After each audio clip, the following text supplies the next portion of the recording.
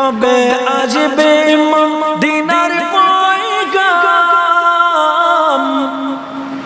গায়ে বাঁধব হাসিদের ঘেরাম কবে আসবে মদিনার পয়গাম গায়ে বাঁধব হাসিদের ঘেরাম আমি ঘুরব মদিনার আমি লিখিব চিঠি দেব তোমায় পাখি পৌঁছে দিও রওজায় বলেন আমি লিখিব চিঠি পাখি পৌঁছে দিও রওজায় বলেন ইয়া রাসূলুল্লাহ ওয়া আলা আলিহি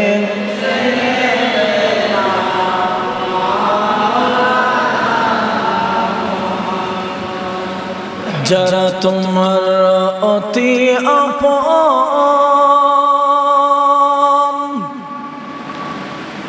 তারা তোমাকে পরাবে কাফন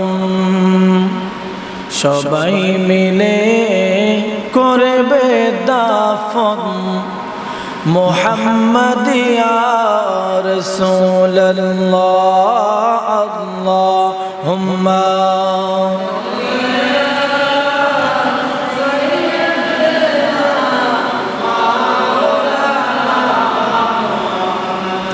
وعلى آله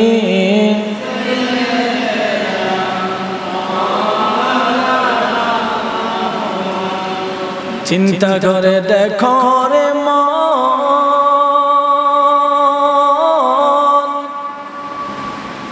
রাতের গভীর নিশীতে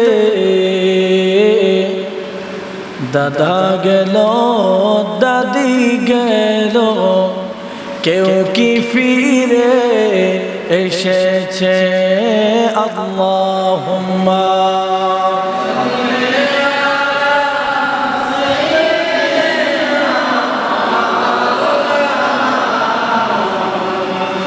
ওয়া আলা আলিহি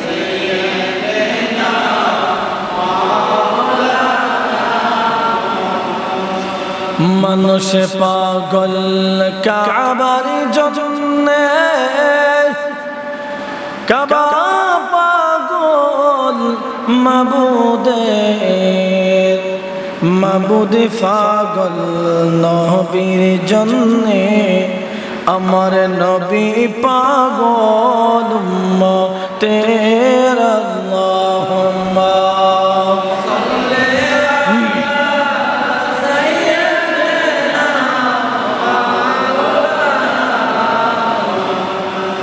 وعلى آله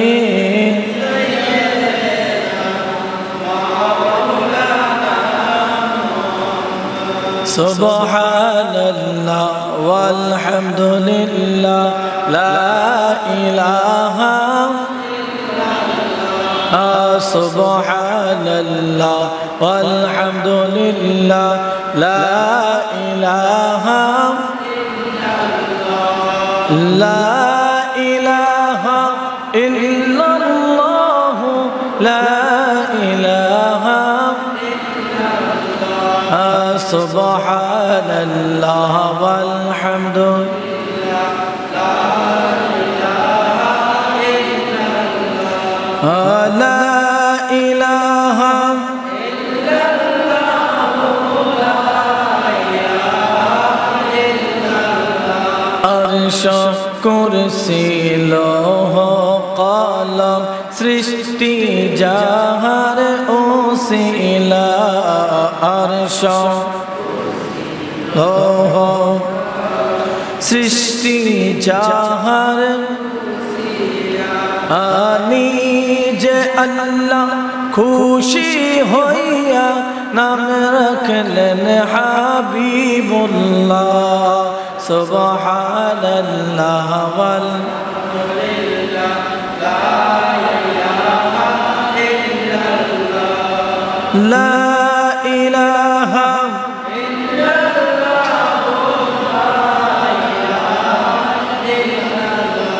নামের সাথে নামে শাইয়া যারে আল্লাহ পাঠাইলা নামের সাথে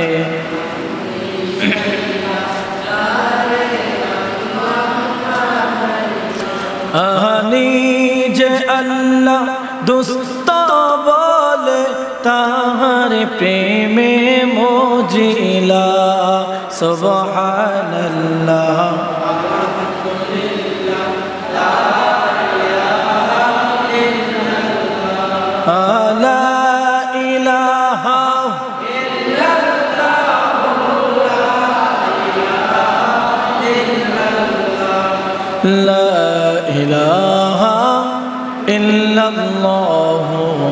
মুহাম্মাদুর রাসূলুল্লাহ সাল্লাল্লাহু আলাইহি ওয়াসাল্লাম আল্লাহ আল্লাহ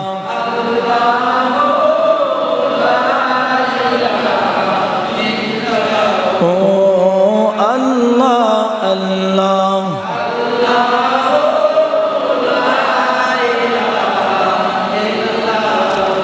গুনাহগারের গুনাহ জরে দুরুদে আপনার গুনাহগারের গুনাহ জরে দুরুদে আপনার দয়া করে দিয়েন দেখা সেহরায়ে আনোয়ার নবীজি আল্লাহ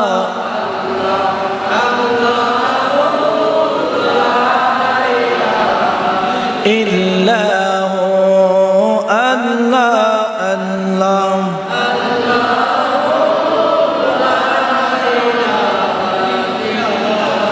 মা আমেনা স্বপ্ন দেখেন গর্বে তাহার নূর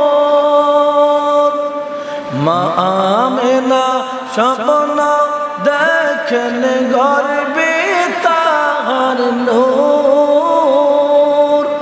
সে নূরের নাম রাখিলেন মুহাম্মদ রাসূল নবীজি আল্লাহ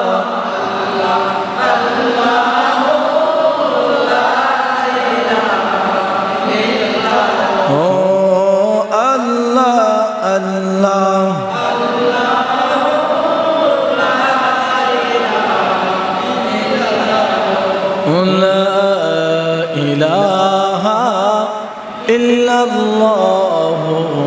মুহাম্মাদুর রাসূলুল্লাহ সাল্লাল্লাহু আলাইহি ওয়াসাল্লাম মুআজ্জাজ মুহতারাম উপসম্মানিত মুসল্লিয়ানে কেরাম মাইকের আওয়াজ যতটুকু যাচ্ছে পর্দার অন্তরালের মা ও বোনেরা সকলকে আমি আমার পক্ষ থেকে সালাম জানাচ্ছি আসসালামু আলাইকুম ওয়া রাহমাতুল্লাহি তাআলা ওয়া বারাকাতুহু সম্মানিত উপস্থিতি আমরা মহান রব্বে কারীমের দরবারে শুকরিয়া আদায় করছি যে মহান আল্লাহ সুবহানাহু ওয়া তাআলা গফুর গফফার রহিম রহমান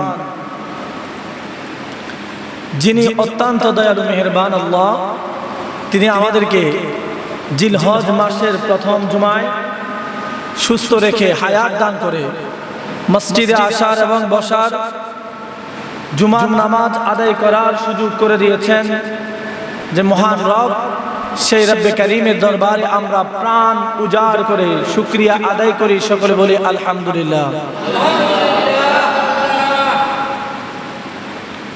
লক্ষ কোটি দুরুদ ও সালাম প্যারা নবী নূর নবী আপনার আমার কলিজার টুকরা নবী নূরে মুজাসসাম নূরুন আলা নূর ফখরে মুজাজা বিশ্ব সভার সভাপতি সৃষ্টিকুলের প্রধান আকর্ষণ ইমামুল মুরসালিন খাতামুন নবিয়্যিন রাহাতুল আশিকিন সাকি কাউসার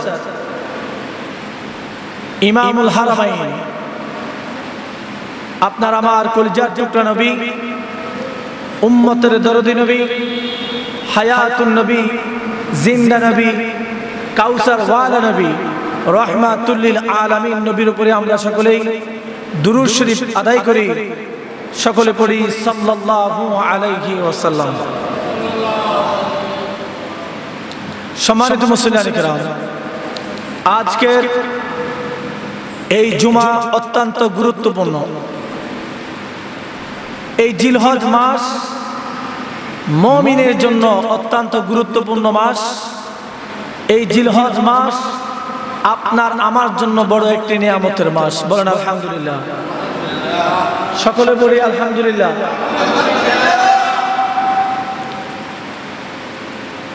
আমরা যে জামানায় এখন বসবাস করতেছি, এই জামানার মধ্যে মানুষ গুনাহ করতে বেশি পছন্দ করে, ঠিক কিনা? মাপ চাওয়া বেশি পছন্দ করে না।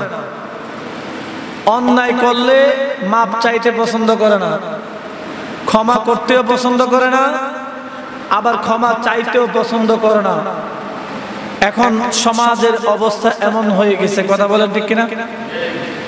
মানুষ সব শ্রদ্ধা করে, সম্মান করে ওই ব্যক্তিকে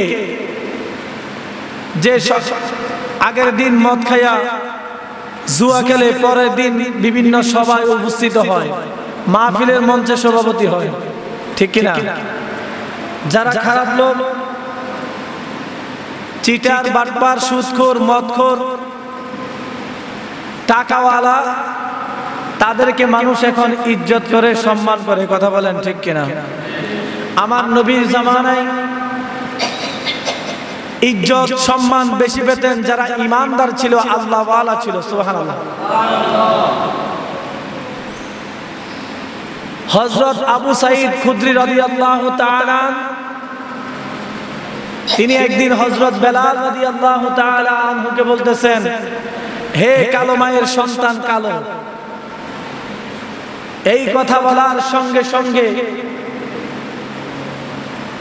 হযরত বেলাল রাদিয়াল্লাহু তাআলা আনহু কেঁদে দিলেন। কেঁদে কেঁদে আমার নবীর দরবারে গেলেন, ইয়া রাসূলুল্লাহ, ইয়া হাবিবাল্লাহ, মায়ার নবীজি, আপনার সাহাবী আবু সাঈদ খুদরি আমাকে কালো মায়ের সন্তান বলেছে। আমার আপনার নবী হযরত বেলাল রাদিয়াল্লাহু তাআলা আনহুকে ডেকে বললেন, হে বেলাল, তুমি গিয়ে বলে দাও, আমার সাহাবী আবু সাঈদ খুদরিকে বলে দাও, আমিও কালো মায়ের সন্তান ছিলাম। সুবহানাল্লাহ। আমার দ্বিতীয় নম্বর দুধমার নাম ছিল উম্মে আইমান রাদিয়াল্লাহু তাআলা আনহা। নবীজির দ্বিতীয় দুধমার নাম ছিলেন উম্মে আইমান, তিনিও কালো ছিলেন। যেহেতু আমি নবী তিনার দুধ পান করেছি, আমিও তো ওনার সন্তান, তুমি আবু সাঈদ খুদরিকে গিয়ে বলে দাও। সুবহানাল্লাহ। এই কথা বলার সঙ্গে সঙ্গে হযরত বেলাল চলে আসলেন আবু সাঈদ খুদরি রাদিয়াল্লাহু তাআলা আনহুর কাছে, বলতেছেন, হে আবু সাঈদ খুদরি, আমার নবী বলেছেন আমার নবীও নাকি কালো মায়ের সন্তান। তুমি যে আমাকে কালো বলে ঘৃণা করলে, আমি যে গরিব বলে আমাকে কটাক্ষ করলে, আল্লাহর রাসূলের জবাব দিয়েছেন। আল্লাহু আকবার। সঙ্গে সঙ্গে তিনি বলতেছেন, আবু সাঈদ খুদরি রাদিয়াল্লাহু তাআলা, এ বেলাল, আমার পায়ের জুতাটা নাও, আমাকে কয়েকটা বাড়ি দাও। সুবহানাল্লাহ। আমার নবীর কাছে একজন বেদুইন সাহাবী আসছিলেন, অত্যন্ত কালো এবং গরিব ছিলেন, বেদুইন মানুষ, সে ইহুদি ছিল। কি ছিল? ইহুদি। আয়েশা বলতেছে, হে আল্লাহর নবী, হে মুসলমানদের নবী, আমার গোত্রের মধ্যে আমি গরিব বলে আমাকে সম্মান দেয় না, ইজ্জত দেয় না, কিন্তু আমি আপনার কাছে প্রশ্ন রাখি, আমি যদি মুসলমান হয়ে যাই, আমাকে ইজ্জত সম্মান ওমরের মতো দেওয়া হবে কিনা? সুবহানাল্লাহ।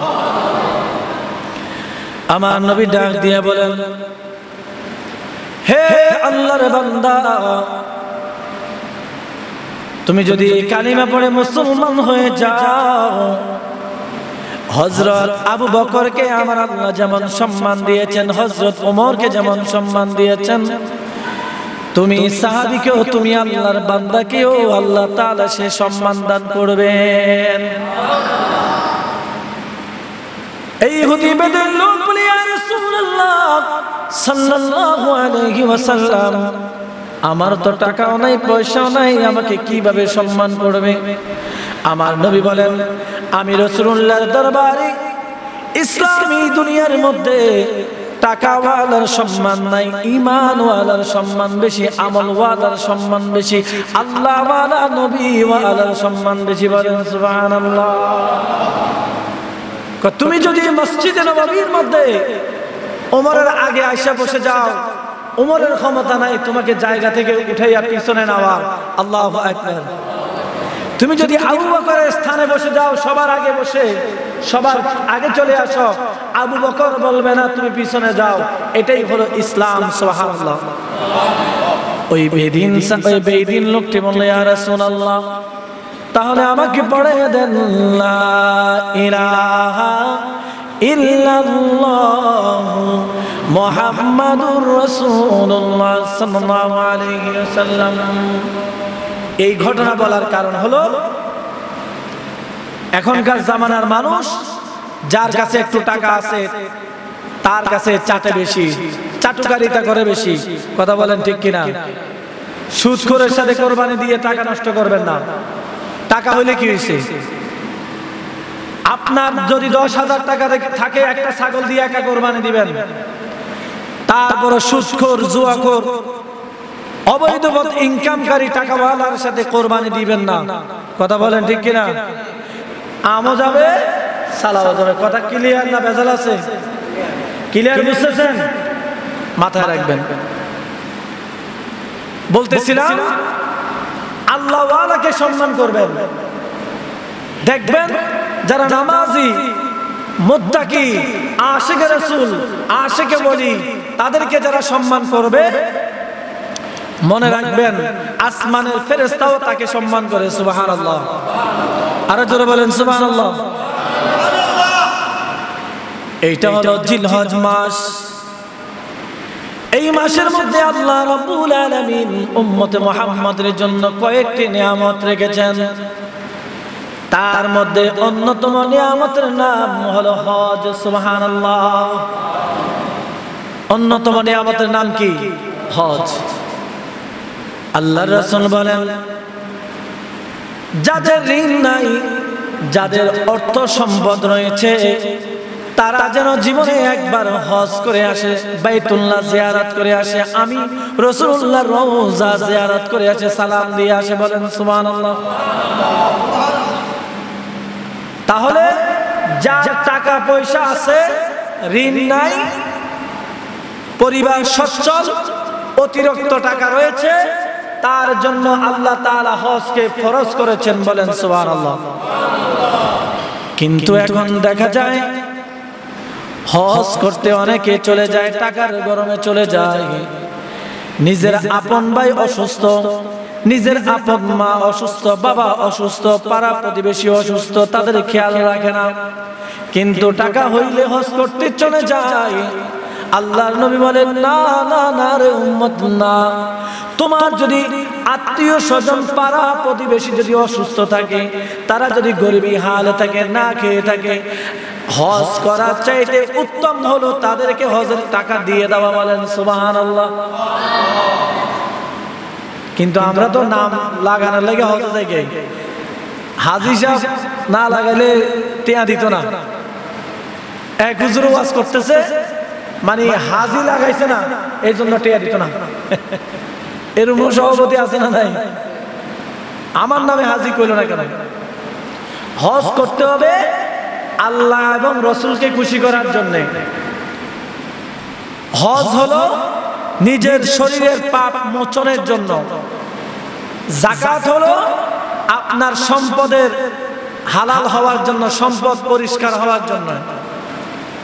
যার অর্থ সম্পদ আল্লাহ তাআলা দিয়েছেন মোটামুটি, তার জন্য হজ ফরজ করেছেন। বলেন সুবহানাল্লাহ। কবে আসবে মদিনার পয়গাম, গায়ে বাঁধিব হাজিদের ঘেরাম। আমি ঘুরব মদিনার চারিপাশ, আমি লিখিব চিঠি দেব তোমায়, পাখি পৌঁছে দিও রোজায়। বলেন আমি লিখিব চিঠি, পাখি পৌঁছে দিও রোজায়। বলেন ইয়া রাসূলুল্লাহ। ইচ্ছে জাগে আমাদের যেতে মদিনায়, ইচ্ছে জাগে চুমু খেতে সোনালি রোজায়। ইচ্ছে জাগে আমাদের যেতে মদিনায়, ইচ্ছে জাগে চুমু খেতে সোনালি রোজায়। সারা বছর অনেকে জিয়ারত করে, জিলহজ মাসে হাজিরা হজ পালন করে।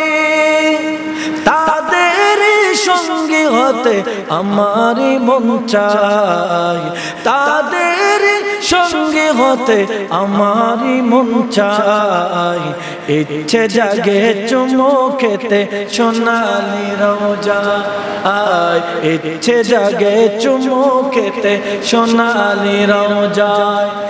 ইচ্ছে জাগে আমাদের যেতে মদিনায়, ইচ্ছে জাগে চুমু খেতে সোনালি রোজায়। বলেন ইয়া রাসূলুল্লাহ। আমরা হজে যেতে চাই কি চাই না? সবে হাত তুলে বলেন যেতে চাই কি চাই না? আল্লাহ তাআলা আমাদের প্রত্যেককে বাইতুল্লাহ তাওয়াফ করার, রহমাতুল লিল আলামিন নবীর রওজা জিয়ারত করার তৌফিক দান করুক। সকলে বলে আমিন। আর জোরে বলেন আমিন। তাহলে মুসলমানদের জন্য যাদের অর্থ সম্পদ রয়েছে, হালাল ভাবে রয়েছে, তাদের জন্য হজ করা বড় একটি নিয়ামত আল্লাহ তাআলা ফরজ করেছেন। বলেন সুবহানাল্লাহ। এবার আসেন, আল্লাহ রাব্বুল আলামিন এই পবিত্র জিলহজ মাসের 10টা রাত্র এবং 10টা দিনকে আল্লাহ তাআলা মুমিনের জন্য গুনাহ মাফের দিন বলেছেন। বলেন সুবহানাল্লাহ। আল্লাহ তাআলা পবিত্র কোরআনের মধ্যে বলেন ওয়াল ফাজরি ওয়া লায়ালিন আশর। আল্লাহ তাআলা ফজরের সময়ের কসম বলেছেন। সুবহানাল্লাহ। ওয়া লায়ালিন আশর, 10 রাতের কসম করেছেন আল্লাহ তাআলা। সুবহানাল্লাহ বলেন। অথচ আল্লাহ তাআলার কসম কাটানোর কোনো প্রয়োজন ছিল না। গুরুত্ব বহন করার জন্য বান্দা যেন গুরুত্ব হিসেবে নেয়, এই জন্য আল্লাহ তাআলা জোর দিয়ে কসম কেটেছেন। বলেন সুবহানাল্লাহ। আল্লাহ তাআলা পবিত্র কোরআনের মধ্যে আমার নবীর জন্মভূমি, মিলাদের ভূমি এই বাক্কা শহরকে নিয়ে আল্লাহ তাআলা কোরআনে কসম করেছেন ওয়া হাযাল বালাদিল আমিন। সুবহানাল্লাহ। গুরুত্ব বোঝানোর জন্য। আমরা অনেকেই জানি না যে জিলহজ মাসের 1 তারিখ থেকে 10 তারিখ পর্যন্ত আল্লাহ তাআলা এই দিনগুলির কথা কোরআনের মধ্যে উল্লেখ করেছেন। আল্লাহ তাআলা বলেন জিলহজ মাসের চাঁদ যখন দেখা যাবে, ও আমার বান্দা, আমার নবী বলেন ও আমার উম্মত, তোমরা তাকবীর দিতে থাকবে। আল্লাহু আকবার। বলেন আল্লাহু আকবার, আল্লাহু আকবার, লা ইলাহা ইল্লাল্লাহ, ওয়াল্লাহু আকবার, ওয়াল্লাহু আকবার, ওয়ালিল্লাহিল হামদ। সুবহানাল্লাহ। যখনই সময় পান দিনে একবার হলেও এই তাকবীর দেওয়া ওয়াজিব। বলেন সুবহানাল্লাহ। কোরবানের ঈদ পর্যন্ত, কোরবানের ঈদের 3 দিন পর পর্যন্ত প্রত্যেক দিন দিনে একবার হলেও আপনার এই তাকবীর দেওয়া ওয়াজিব। বেশি দিলে সওয়াবের অধিকারী হবেন। বলেন সুবহানাল্লাহ। তাহলে আজকে থেকে সকাল সন্ধ্যা এই তাকবীর দিবেন কিনা? জোরে দেওয়ার প্রয়োজন নাই, আস্তে দিলে হবে। আল্লাহু আকবার, আল্লাহু আকবার, লা ইলাহা ইল্লাল্লাহ, ওয়াল্লাহু আকবার, ওয়াল্লাহু আকবার, ওয়ালিল্লাহিল হামদ। এবার আসেন আল্লাহ রাব্বুল আলামিন ওয়াল ফাজরি ওয়া লায়ালিন আশর। ইবনে কাসির লেখেন ওয়াল ফাজরি বলা হয়েছে জিলহজ মাসের 1 তারিখের প্রথম, জিলহজ মাসের ফজরের সময়, প্রথম তারিখের ফজরের সময়কে বলা হয়েছে। সুবহানাল্লাহ। অনেক তাফসীরকারক বলেছেন এটাকে আল্লাহ রাব্বুল আলামিন আরাফার দিনের প্রথম প্রহরীকে বলেছেন। সুবহানাল্লাহ। অনেকেই বলেছেন এই ফাজরকে আল্লাহ তাআলা ফজরের কসমটা খেয়েছেন কুরবানের ঈদের ফজরের নামাজের সময়কে। সুবহানাল্লাহ। অনেকে অনেক মত দিয়েছেন, তিনজনের মত কিন্তু আপনার এই 10 দিনের মধ্যে পাওয়া যায়। সুবহানাল্লাহ। আরো জোরে বলেন সুবহানাল্লাহ। তাহলে এই 10 দিনের আমলের কথা আল্লাহ তাআলা কোরআনের মধ্যে স্পষ্টভাবে বলেছেন। বলেন সুবহানাল্লাহ। শুধু তাই নয়, জিলহজ মাসের চাঁদ দেখার পরে যদি কেউ জিলহজ মাসের 9 তারিখ পর্যন্ত 9টা রোজা রাখে, আল্লাহ তাআলা প্রত্যেক রোজার জন্য 1 বছরের রোজা রাখার সওয়াব দান করবেন। আস্তে বলেন সুবহানাল্লাহ। আরো জোরে বলেন সুবহানাল্লাহ। শুধু তাই নয়, জিলহজ মাসের 1 তারিখের দিবাগত রাত্র থেকে কোন আল্লাহর বান্দা যদি জেগে থেকে ইবাদত করে, নফল ইবাদত করে, আল্লাহর জিকির করে, তাহাজ্জুদ পড়ে, আমার নবী বলেন লাইলাতুল কদরের 1 রাত্রে ইবাদত করলে 82 মাস সওয়াব দান করা হয়, 82 বছরের সওয়াব দান করা হয়। 82 বছর 4 মাসের সওয়াব একজন বান্দার আমলনামার মধ্যে দান করা হয়। ততরূপ আমার নবী বলেন ওই লাইলাতুল কদরের চাইতে দামি রাত হলো এই জিলহজ মাসের 1 তারিখ থেকে 9 তারিখ রাত্র পর্যন্ত। প্রত্যেক রাত্র যদি আল্লাহর কোন বান্দা ইবাদত করে, আল্লাহর নবী বলেন ওই বান্দার আমলনামার মধ্যে 2টা কদরের রাতের সওয়াব দান করা হবে। বলেন সুবহানাল্লাহ। এখন বলেন 2 দিন 3 দিন তো পার হয়ে গেছে, কেউ কি রাত জেগে ইবাদত করছেন? রোজা রাখছেন? রাখেন নাই। আমরা বললাম না এখন গুনাহ করতে ভালোবাসি, গুনাহ করতে ভালোবাসি। সরকারি যদি কোনো অনুদান আসে 14 বার জিজ্ঞাসা করি মেম্বার সাহেব কোন দিন আইব। চেয়ারম্যানকে দরকার পড়লে ফোন লাগাই দেই, চেয়ারম্যান সাহেব ভোট তো দেওয়ার সময় নিছিলেন, কোন দিন আসবে বলেন।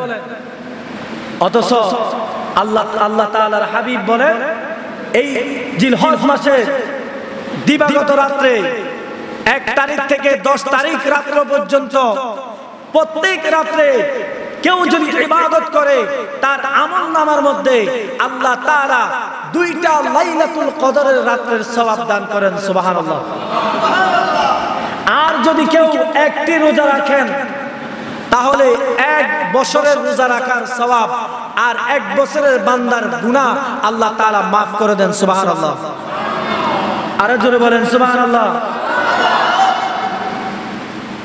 এর মধ্যে অন্যতম একটি রোজা হলো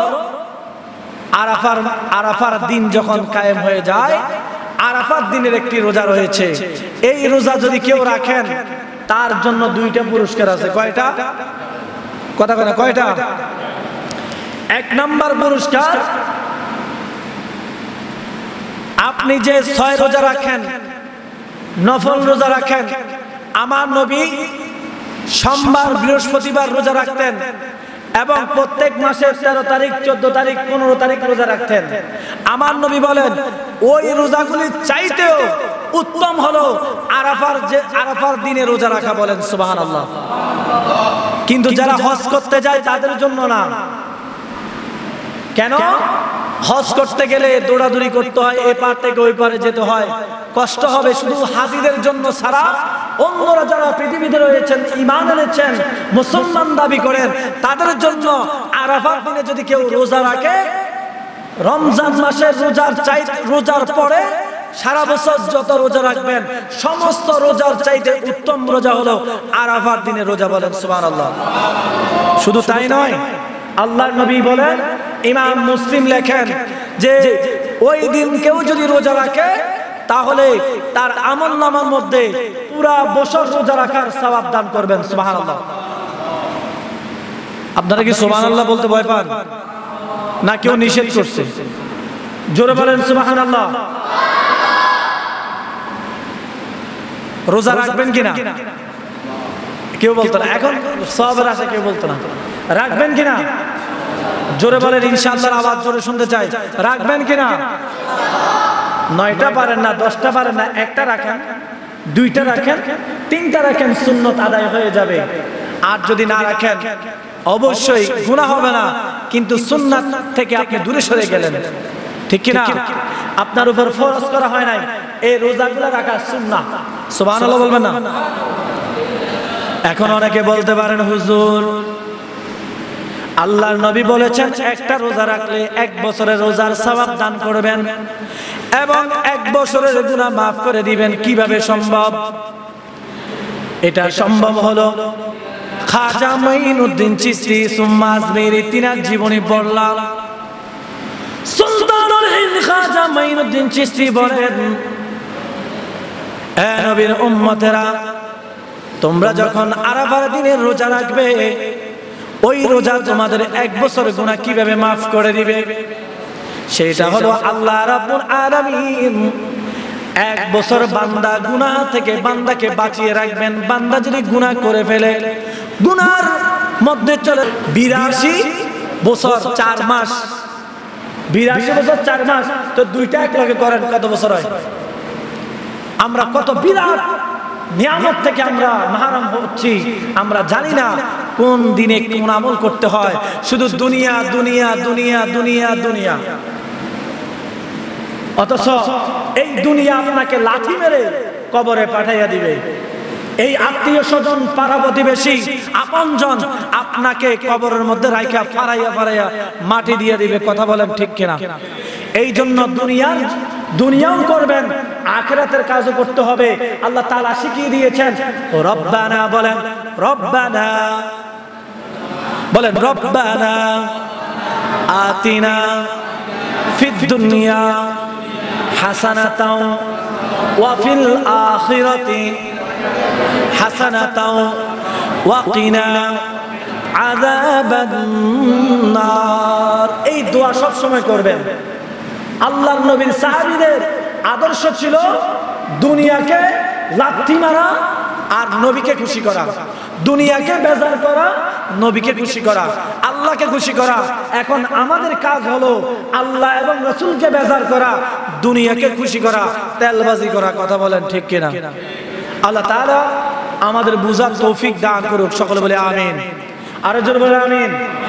শেষ একটি মাসআলা, সেটি হলো যারা কোরবানি দিবেন, যাদের উপর কোরবানি ওয়াজিব হয়েছে, নিয়ত করেছেন কোরবানি দিবেন, আপনারা হাতের নখ, পায়ের নখ, মাথার চুল কাটা বন্ধ রাখবেন। আপনারা তো জেনেছেন চাঁদ ওঠার সঙ্গে সঙ্গে তার উপর ওয়াজিব হয়ে যায়। কেউ যদি ভুলে কেটে ফেলেন গুনাহ হবে না, কিন্তু না কাটাই উত্তম।